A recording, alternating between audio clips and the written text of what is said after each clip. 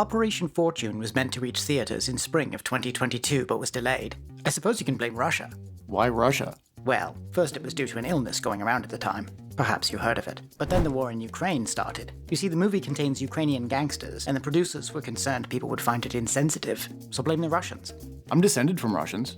Russians and Germans. Oh, you must be very conflicted. Huh. By the way, why are we covering this? Oh, don't worry, there's a reason. And I will get to that. First, let's do a quick overview. Well, without giving away spoilers, Operation Fortune, Ruse de Guerre is a spy action comedy directed by Guy Ritchie about the theft of a mysterious object from a lab in Odessa. The British government doesn't know what was stolen, but they know other criminals are offering a fortune for it, and so they recruit the aid of an independent team to investigate what was stolen, who stole it, and who's likely to buy. From there, the team is assembled. You son of a bitch! And it's lighthearted Mission Impossible, where they're made to overcome increasingly perilous situations in order to track down the object and players involved, while at the same time being shadowed by a competing group of contractors with the same goal and a superior budget. I've got more money, more men, more intel. You don't stand a chance. It's not Ritchie's best. Snatch? Lock, stock. Sad. However, the performances are worth the price of admission. Josh Hartnett and Aubrey Plaza are solid, albeit a bit silly. Wake up, everybody! And Kerry Elwes is great, as always. Very good. Carry on. Elwes. Is that how you pronounce it? Whatever. He'll always be Wesley to me. As you wish. Apparently I'm a teenage girl. But the best performance came from Hugh Grant. What's that funny, cancer? Ordinarily, Grant does one thing. Oh. I seem to be so charmingly befuddled. But this marks a significant departure, and to be honest, it's pretty great. Really? Really? You'll likely forget the plot the day after watching it. You'll completely forget the final villain, but you'll enjoy the supporting performances, especially Grant's. Would you agree? Yeah, Grant was good. The overall movie was fine. It's light, dumb, and doesn't preach, and these days that earns a pass from me. Just don't expect realism. Are we going to discuss the film's obvious flaw? Yeah, I legitimately have no idea what you're gonna say. Jason Statham. Really? He looks irritated throughout the film, as though everyone is late fetching his latte, and no matter how friendly or life-threatening the situation, he refuses to break that expression, with the sole exception of when he pretends to be worried when caught breaking and entering, right before going back to arrogant irritation. Dude, he's an action star. He's hired to look angry and punch people. Statham does a fine job selling fight scenes. The problem is his lack of emotional You have to range. trust me. Let's play a game. In which of these images is Statham in danger?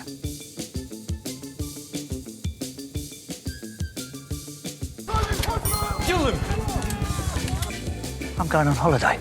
That's yours. Ooh, where are we going, darling? What a brain. Do I have a brain in there? 2, 1. You can't see the subtlety in those performances? I suspect this was Ritchie's fault as much as Statham's. After all, he seems obsessed with making Statham look cool. I mean, his character's name is Orson Fortune, for God's sake. You couldn't come up with a more try-hard name without calling him Max Power or Big Balls Cajones. Sam, he isn't Hispanic. Yes, but jokes aside, do you actually disagree? I think at this point in Statham's career, you cast him to do a thing. That is, beat people up, wear a suit, sound British. He does the last one better than you. How dare you? And yeah, the character is generic spy guy, but it's an action comedy and everyone else makes it fun. Okay, wait a minute. Before you wave this away as a minor gripe, I'd like to direct you to the invulnerability of the character itself. Mild spoiler warning for those who care. Do you remember this scene? He's raiding an enemy compound, practically on his own, consisting of, and I'm quoting, a private army. Rented themselves a very nasty little private army. Yeah, he's backed up by a drone and a sniper. Right, now look at this.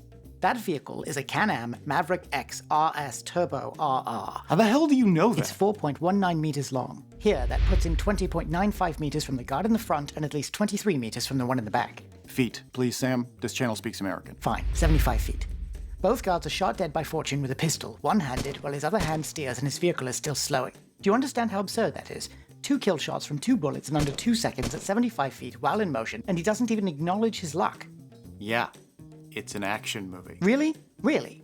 Okay, fine. Let's try this one more time. Do you know how many people Fortune killed? No. 19. He wounded and subdued 9 more, for a total of 28, not including a few that are implied but not explicitly shown. Now, out of those encounters, how many times was he shot? 0. 0. And how many times was he struck? Struck in any way. Punched, kicked, bitten, anything. 0? Once. And here it is. That was the top fighter on the other team, by the way. He's a horror story. He's Vincent Young, ex-Special Forces. And he promptly beat him unconscious. Out of every fight in the movie, it's the only attack on him that landed. Every bullet missed, every swing blocked or dodged. For God's sake, Dave, he fought 3 men in an enclosed lift and never got hit. Captain America pulled that off. Before we get started, Does anyone want to get out? Captain America is a chemically enhanced super soldier in a comic book universe, and also, no, he didn't.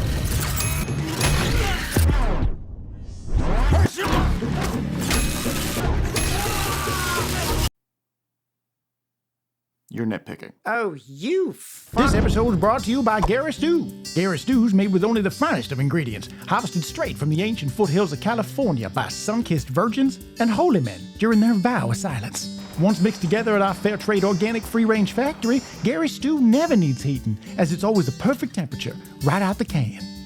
You remember all those starving kids on TV? How about all them abandoned dogs Sarah told you about? Well, they got full bellies now, thanks to Guerre Stew. Guerre Stew. It's better than you. Anyway, the performances were still worth the price of admission, or at least the price of streaming from a platform you already own a subscription to. My only other problem isn't specific to this film, but rather an issue with spy movies generally. That is, they have this trope of bombarding you with information at the outset. So many names and places sit by that I eventually stopped bothering to follow the threads, which I suspect is intentional. Ah, so it's not just my broken attention span. No, the plot and players are confusing. Well, you've discovered why we're covering this. What? Why? We're going to untangle it. Oh, for God's sake.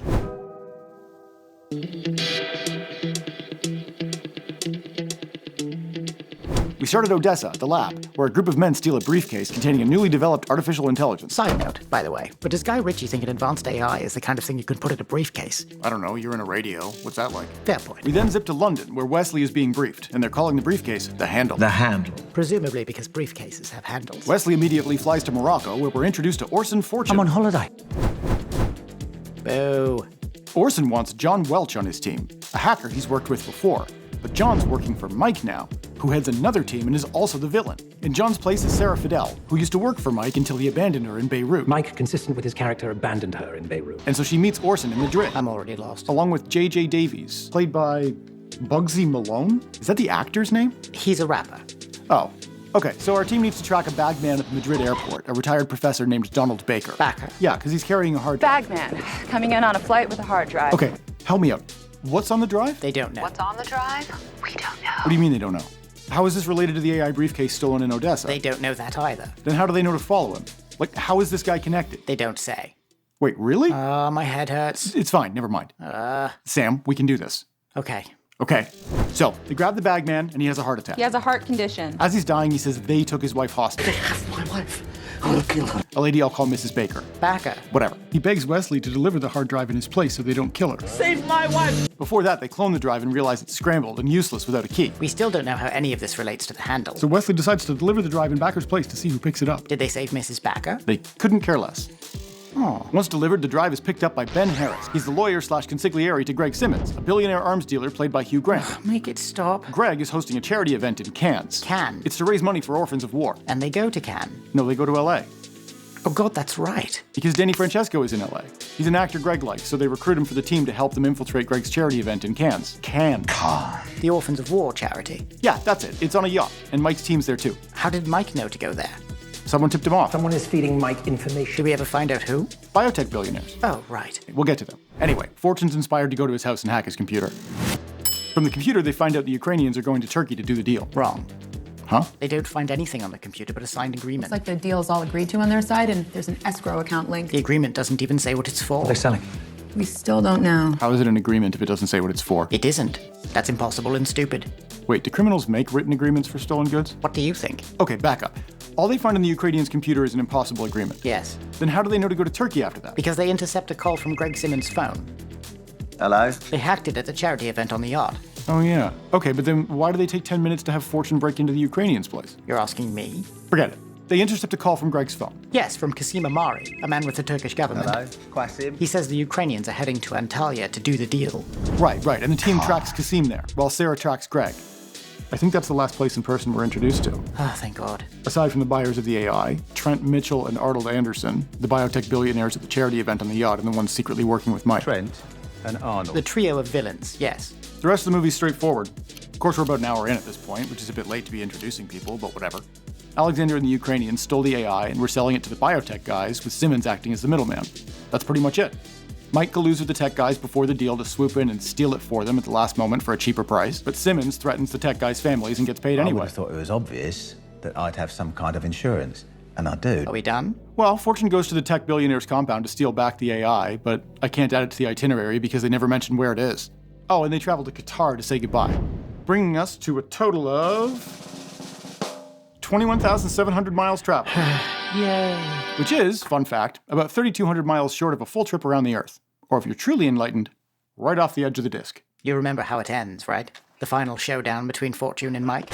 You're really stuck on this. How he strikes Mike 3 times with a briefcase and Mike goes to sleep? Sam, it's a special AI briefcase. Ridiculous. What did you want? Another 20-minute CGI Marvel boss fight at the end? Well, no. And did it occur to you that Statham's invincibility is ironic? You mean a joke? Yeah. If it is, then it's on me. There was no indication Fortune's perfection was tongue-in-cheek. Now, recast Fortune with Michael Cera, make the same movie, and that's a different story.